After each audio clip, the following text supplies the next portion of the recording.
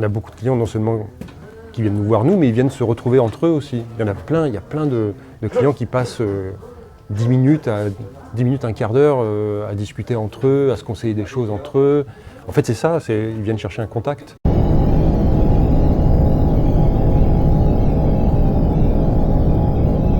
Beaucoup de musique, mais c'est vrai que beaucoup de conversations quand même aussi, hein, parce que les gens aiment vraiment parler, ils ont vraiment besoin de parler, ils ont vraiment besoin d'avoir... Enfin, j'allais dire, ils ont vraiment besoin d'avoir quelqu'un qui les écoute, mais pas vraiment, parce qu'en général, ils parlent, même si on n'écoute pas. Mais il y a un peu des deux.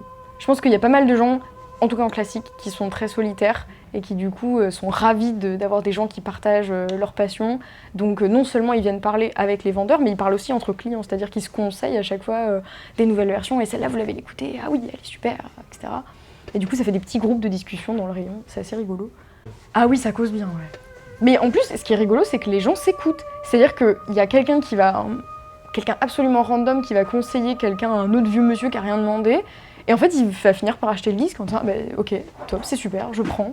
Limite, ils se conseillent mieux entre eux que nous, on les conseille, la plupart du temps. C'est très rigolo.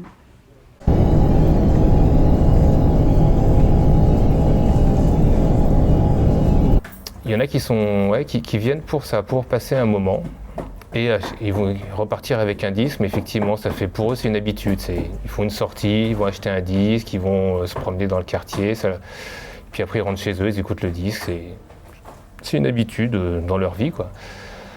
Puis après, non, par contre, il y en a aussi d'autres, ils viennent, ils savent ce qu'ils veulent, où ils fouillent, ils repartent avec leur disque et ils disent pas un mot. Donc il y a vraiment les deux, hein, et y compris des fois dans des clients qui viennent même tous les jours. Il y en a qui viennent tous les jours et qui nous parlent jamais.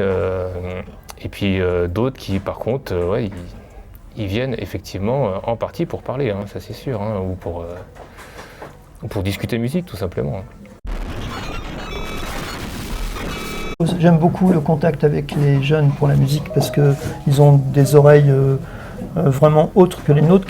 Parce que nous avons une culture en fait. On a un peu comment dit-on, peut-être aussi un peu des barrières, des cloisons, etc. Eux, ils sont ouverts à vraiment plein de choses. Et ça fait du bien, en fait, cette jeunesse. Voilà. Ouais. Écoute, la clientèle, elle est diverse. C'est quand même principalement des gens qui ont, je dirais, entre 40 et 60 ans. Des mecs aussi. Mais par contre, il y a des jours, genre comme le samedi, par exemple, où je vois des gens de mon âge. Et c'est toujours agréable un peu de voir des gens de mon âge qui découvrent, qui redécouvrent des choses et qui se disent « Ah, c'est cool, à Gibert, il y a des disques un peu compliqués à avoir. Et donc, ouais.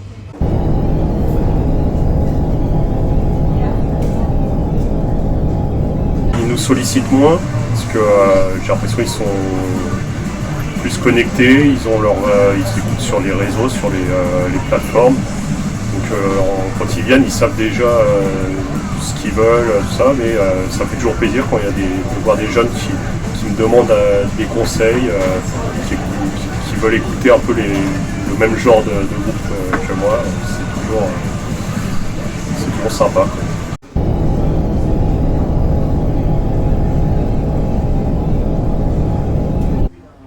Non, je trouve ça bien qu'il y ait des plus jeunes qui prennent la relève. On se dit que la scène elle est pas prête de mourir tout de suite, quoi. Donc on espère que ce seront nos futurs clients qui remplaceront justement les ados de plus de 50 ans un jour. Voilà.